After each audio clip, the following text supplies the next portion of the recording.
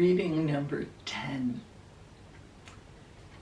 This reading is probably part 2 of last week's.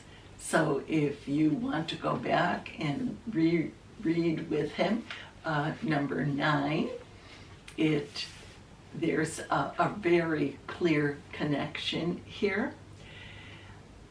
And I just want to remind you that he is a Christian writer, so he's writing for Christians, but most, if not all, of his writings apply to everyone, whether you're this Christian religion, some other religion, or no religion at all, but just want to be a good person. So let's see what he says for number 10. We who are disciples of Christ claim that our purpose on earth is to lay up treasures in heaven, but our actions often belie our words. Many Christians build for themselves fine houses, lay out splendid gardens, construct bathhouses, and buy fields.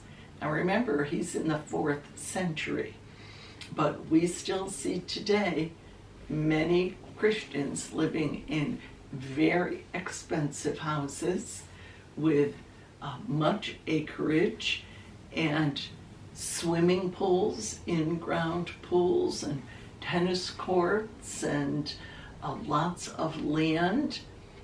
And we see this, sadly, especially in many of the clergy doing that for themselves, not setting the example that John would have set. It is a small wonder, then, that many pagans refuse to believe what we say. Now, when he's talking of pagans, he is not using the modern way we would talk about someone being a pagan, but he means someone of a different religion or no religion. So these other people then look at the Christian who's saying these things but not living up to that, and it's spoiling their witness, we would say. If their eyes are set on mansions in heaven, they ask, why are they building mansions on earth? If they put their words into practice, they would give away their riches and live in simple huts. Well, I'm not implying you have to live in a hut, but do we need to live in a McMansion or more? I think I threw my opinion in there. You can ignore that part. So, these pagans conclude that we do not sincerely believe in the religion we profess, and as a result, they refuse to take this religion seriously. You may say that the words of Christ on these matters are too hard for you to follow, and that while your spirit is willing, your flesh is weak. My answer is that the judgment of the pagans about you is more accurate than your judgment of yourself.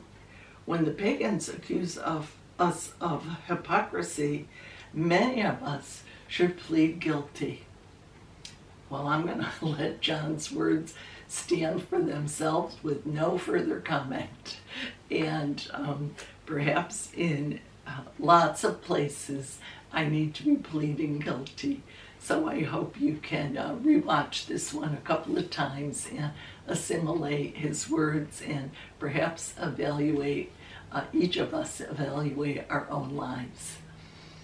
And if you're enjoying his words, I'll see you next Thursday with number 11.